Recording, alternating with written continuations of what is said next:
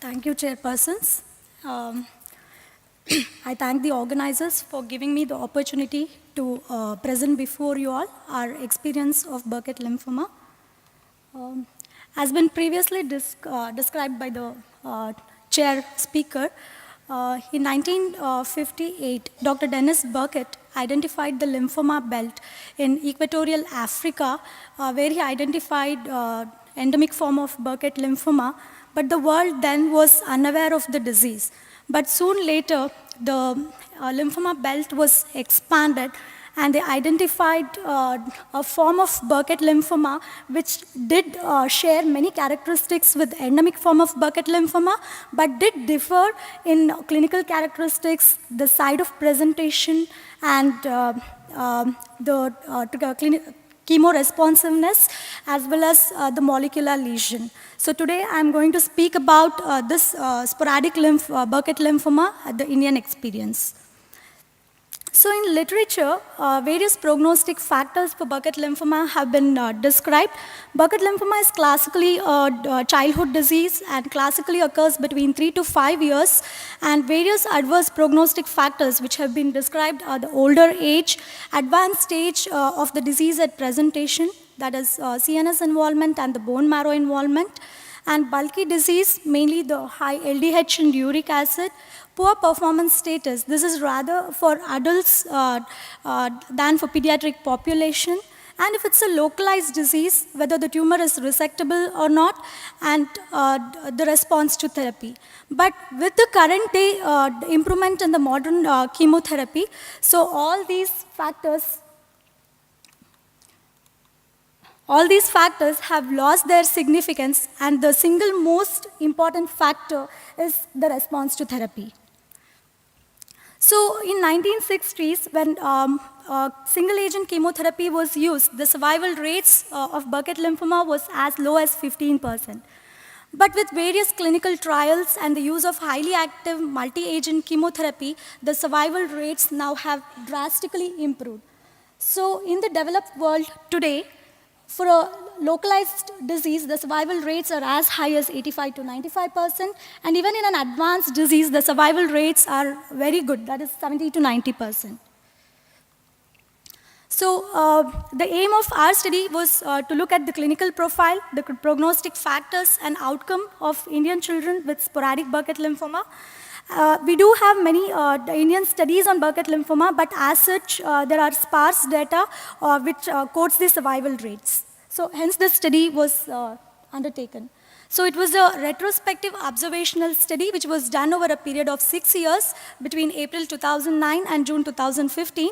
And all pediatric patients with de novo Burkitt lymphoma comprised our study population. So those patients who presented with relapse at presentation, who died before initiation of therapy, and those with inadequate follow-up data were excluded from the study. So all these details were taken from the medical records and the computer-based hospital information system. They were tabulated. So the diagnosis was mainly based on WHO 2008 guidelines, as already described by the previous speaker, mainly based on morphology of blast, aided with immunophenotyping and cytogenetics. So once the diagnosis was confirmed, the patients were staged as per St. Jude's staging system for non-Hodgkin lymphoma, and our staging investigations mainly included the whole body imaging, bone marrow aspiration, and bilateral biopsies and CSF studies. So we do follow FAB LMB protocol at our institute, and after staging, these patients were risk stratified according to this risk stratification system, and this was the protocol which was used for the chemotherapy regimen. So all patients did receive supportive measures against tumor lysis syndrome at the start of induction therapy. So appropriate statistical analysis and statistical test was applied, and these were the results. During the 6-year period, we had 18 patients who satisfied the inclusion criteria. A median age at diagnosis was 5.5 years.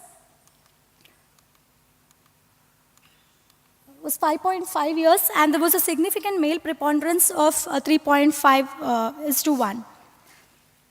So now moving on to the clinical spectrum, as described in the literature, majority of the patients had abdomen as the primary site, as described in sporadic Burkitt lymphoma. But the unique feature is that 2 of these patients presented with extensive involvement of the liver at the time of presentation, and these 2 patients succumbed to the illness. And 2 patients ended up in surgical ward, one with intussusception and the other with significant intestinal obstruction. The other site of involvement was the pelvic mass. Then 1 patient presented with a chronic backache who had a paraspinal mass extending from lower thoracic vertebra to the lumbar vertebra. 3 of our patients had frank Burkitt leukemia-like presentation, and 2 patients presented with Bell's palsy. One of this patient had an isolated Bell's palsy, and the other patient on imaging was found to have a significant cecal wall thickening. So the confirmation of diagnosis in most of our cases, like more than 50% of cases, was by just by bone marrow studies alone. In the rest of the cases, it was done with the help of biopsies and body fluid analysis. So when we applied the staging criteria on these patients, we were surprised to see that all of our patients presented in advanced stage disease, that is stage 3 and stage 4. Like 13 patients were stage 4 and 5 patients were stage 3. So none of our patients presented in early stage. So HIV tests done on all patients were negative, and EBV tests done on a subset of patients was also negative. So moving on to the biochemistries, nearly 3/4 of the patients presented with high LDH with a median range of 1100, and spontaneous tumor lysis was seen in nearly 70% of the patients. So I would like to highlight here saying that the renal failure at the time of diagnosis was seen in 45% of the cases, which is really very high, and 80% of them required some form of dialysis, and they did require critical care support. Nearly 50% of the patients required critical care support. So during the median follow-up of 35 months, we observed 9 events. There were 8 deaths, which accounted to 45%, and there were 2 relapses. There was 1 CNS relapse and 1 bone marrow relapse. The CNS relapse patient was treated on relapse protocol, and he is doing well now, whereas the patient with bone marrow relapse succumbed to the illness. So here, I'm showing the chart of patient who succumbed to illness. Here we can see that most of the patients belong to stage 4, and most of them have died during the initial phase of chemotherapy, that too before completion of induction, and most succumbed to the toxic deaths. So the survival for the whole cohort was very low. It was the overall survival and the event-free survival were nearly 50%. But as per the stage, the overall survival for stage 3 was 80% as against 40% for stage 4, and 60% as against 40% for stage 4 for event-free survival. However, though the numbers look significant, there was no statistical significance according to the stages. So we did look at the prognostic factors and their outcome. So mainly the nutritional status, the uric acid level, the LDH, the initial leukocyte count and the platelet count, the renal failure at diagnosis, and stage of disease at presentation were seen for association with the outcome. However, there was no significant association seen in our cohort. But the patients with normal nutritional status were less likely to die compared to the malnourished children with a significant p-value. So when we analyzed why do we have so low survival rates as compared to the rest of the world, we just retrospectively we just analyzed our data, and we came to know this that nearly 50% of our patients were misdiagnosed even before they were referred to the oncology center. They were just treated as fever of unknown origin, Bell's palsy, hepatic abscess, tuberculosis, and intussusception. Burkitt lymphoma having such high proliferation rate, a significant delay of 4 to 12 weeks would significantly push the patient towards advanced stage of the disease. So I would like to make it a point that the oncology care in India and other developing countries have drastically improved. By this we can say like the pre-B-ALL survival rates at our institute is more than 80% and our ALL induction deaths are just 5 to 8%.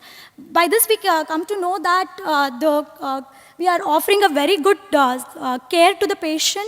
The standard of care is really good, and we are equipped with all critical care support to combat any oncologic emergency. But still, our survival rates of Burkitt is so poor, which could be mainly due to the misdiagnosis or late referral.